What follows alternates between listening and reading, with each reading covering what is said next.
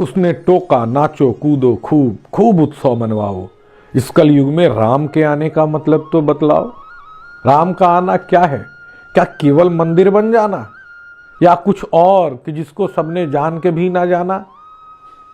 भोले जन संकेत समय का समझ न पाए तब भी है, और राम का आना युग परिवर्तन कल भी था और अब भी है। मर्यादा पुरुषोत्तम का देवत्व नहीं करुणा है केवल। मर्यादा पुरुषोत्तम का देवत्व नहीं करुणा है केवल, है उनका पुरुषार्थ और उनका शौर्य अमर है। राम स्वयं उद्घोष रहे हैं विश्व विजय के, याद रहे यह, भारत के हर एक आंगन में उनका घर है। इस भूमि का बच्चा बच्चा जान रहा है, आर्यवर्त में बिना राम के सारी कथा अधूरी होती है। इस भूमि का बच्चा बच्चा जान रहा है, आर्यवर्त में बिना राम के सारी कथा अधूरी होती है। और राम के आने का मतलब है कुछ कहानियां 5 शताब्दियों बाद भी जाकर पूरी होती हैं। और मर्यादा का छत्र सुरक्षित तभी रहेगा माथे पर। मर्यादा का छत्र सुरक्षित तभी रहेगा माथे पर जब हाथों में धनुष शौर्य का थाम उठे तरुणाई और बंदूकों के आगे सीना तान खड़े हों लाखों युवक और कहें कि चला लो गोली, नहीं हटेंगे भाई। आना, खाना और मर जाना, अरे पशु को भी इतने काम आते हैं। आना, खाना और मर जाना, अरे पशु को भी इतने काम आते हैं। तरुणाई जब न्योछावर हो जाने का प्रण ले लेती है, राम आते हैं।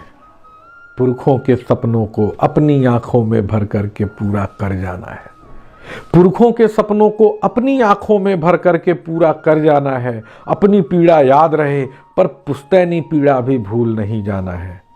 और नैतिकता के प्रश्न हमेशा सही नहीं होते हैं, इतना स्वयं को भी समझाना होगा। राम बताने आते हैं कि बाली जैसे अधर्मियों पर छुपकर बाण चलाना होगा। हर अधर्म का दमन करें तभी संस्कृत की आयु बढ़ेगी, यह भी तय है।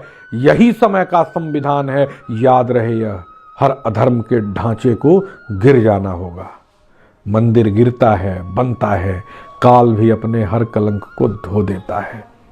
मंदिर गिरता है, बनता है, काल भी अपने हर कलंक को धो देता है।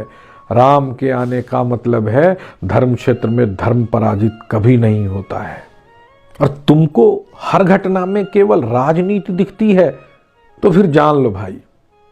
तुमको हर घटना में केवल राजनीति दिखती है तो फिर जान लो भाई, आर्यवर्त की राजनीति अब बदल गई है।